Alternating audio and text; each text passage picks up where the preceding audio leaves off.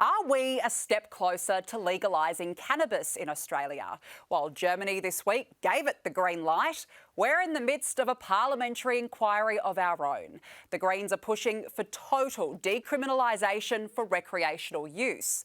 In most jurisdictions, it is still illegal to use, possess, grow and sell cannabis, except in the ACT, where it has been decriminalised. The Greens want this reflected nationwide. But medical professionals aren't happy. They insist recreational cannabis use is harmful. Polls suggest 1 in 10 Aussies used cannabis in the last year, and over 40% of us apparently believe marijuana should be lawful. Our next question for the jury is, should cannabis be legalised? Joining me now live is Green Senator David Shoebridge, who introduced a bill to legalise cannabis, and Professor Charlotte Hespy, Head of General Practice at the University of Notre Dame. Thank you to both of you for joining us to discuss what is a very important topic right now. David, we'll start with you. Why should it be legalised in your view? What are the benefits to that? Yeah, well, I mean, the list is really long, but we could start with taking 80,000 people out of the criminal justice system whose prime offence is the possession of cannabis. And that's 80,000 people whose careers will be seriously impacted, their life gets turned upside down simply because they're in possession of cannabis. As a politician, I kind of like the $28 billion in public revenue that would generate in the first decade. That's a lot of schools and hospitals that we could produce. And it's also the way about making it much safer. At the moment, who regulates cannabis? Well, it's bikie gangs and organised crime, and it's full of toxic chemicals. No one has any idea what the strength is. There's no labelling. You don't know where to go to have treatment. And if you could take billions and billions of dollars out of organised crime, put it into legitimate businesses, make the product safer, generate taxes in the meantime to have schools and hospitals, and get 80,000 people out of the criminal justice system all at once and have police focus on stuff we want them to focus on, surely this is a no-brainer, and surely we should follow the rest of the world and stop living in the 50s and legalise cannabis. OK, Charlotte, why are you against legalising cannabis? Can I start by the premise from my perspective is I actually agree with what you're talking about in terms of getting those people outside of the criminal system. For me, it's the unintended consequences of legalisation of cannabis. We've got some really good examples around the world. Let's go to the US, where there's been a rollover of legalisation. What actually is happening there, though, as a result of legalisation of cannabis is these unintended consequences. We actually see that the brain effects of cannabis, which are not inconsequential, are actually rearing their head with the increased legalised, and people think that because it's legal, there's no harms, and there's this sort of false premise that cannabis is a really safe recreational drug with no consequences, but that's not true. For me as a doctor, I see every day the consequences of too much cannabis, and we really need to make sure that we don't do that. In the States, it's about too much exposure for adolescents in particular. So although it's not legal for a teenager, because it's there, it's easy to access, it's legal, they're actually showing that adolescents have got increased schizophrenia, increased psychosis. The whole cost to the medical system is then going to actually be outweighed by some of the benefits that you might be keeping people out of prison. David, I mean, what's your response to that? Because realistically, are you just saying to young kids, it's okay to do drugs, and then suddenly they've developed all these health impacts? Actually, probably some of the messaging to young people is it's legal and boring, and it's less interesting than it used to be before. And if you look at the data, and you look at the data in the most comparable jurisdiction, which is Canada, almost no change at all in young people's access to cannabis from before to after legalisation. A tiny increase nationally in cannabis use, but most of the studies say that that's an actual substitution from alcohol. And most public health experts will say if you're switching from alcohol to cannabis, you're having less harm. Nobody is saying cannabis is without harm, and people can get addicted to cannabis.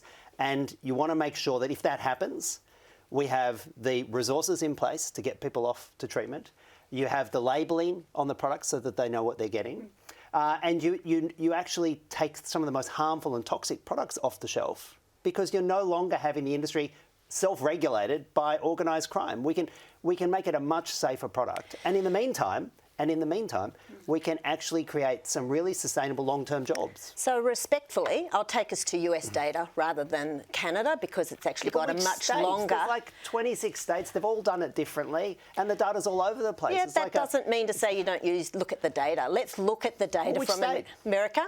I'm just going to look at some multi-centre reviews which actually show that there is incredibly increased risk because of exposure. In particular, what's really sad is that the lower socio-determinants of health actually drops. With increased exposure to cannabis, we're actually seeing a generation that is actually now at a lower social determinant of health than their parents were. To suggest that that's a result of legalising cannabis is bizarre. The most comparable jurisdiction is Canada. They have comprehensive national data over the last 6 years, almost no change in adolescent use, vast amounts of tax revenue. Let's go to the much jury. better. I want to go to the jury now. Belinda, do you think we should legalise cannabis? I don't think so. I've personally seen the effects of cannabis use. My cousin and schizophrenia, it's definitely a prominent outcome of taking it. And I think it's a gateway drug. I have teenagers and I've seen what can happen when kids start getting involved in drugs. And if you say something's okay, they'll do it. They will just jump at the chance to do it because they think it's okay and safe. And I think, you know, they have access to things anyway, but we should be protecting our children from these things. Yeah, fair point. Tom, what do you think? Look, I don't think it should be legalised. I think there's lots of serious harm to come from legalising it, especially from adolescents getting involved in something they think that's okay to take. Okay.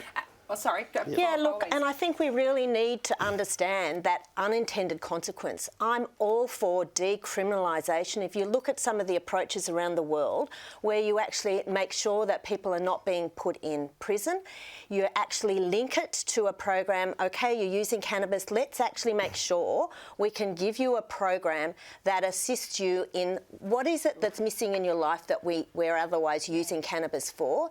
As a GP who does a lot of addiction medicine, what I know is that people who use cannabis heavily and have all of the high risks have other needs that need to be running out of time, but David. Overwhelmingly, the data shows from internationally, it doesn't create all this addiction problem. What it does is that it makes it a much safer product. Already, 41% of Australians have tried cannabis at one point or another. Laws that make almost half the country criminals are just so outdated. We legalise cannabis, it's much safer. We can get product labelling, we can produce taxes, and we can produce solid jobs, particularly in the regions where we desperately need it. And that means when kids, if they do have trouble, then there's the support in place. And I've got to tell you, if you want to talk about gateway drugs, keep cannabis being delivered by a drug dealer who can offer all sorts of other drugs at the same time. If you want to stop cannabis being a gateway drug, make it really boring and put it in a dispensary. All right, well, look, you've both had your say. It's time to call on the jury. You have 10 seconds to deliberate. Should cannabis be made legal? Absolutely not.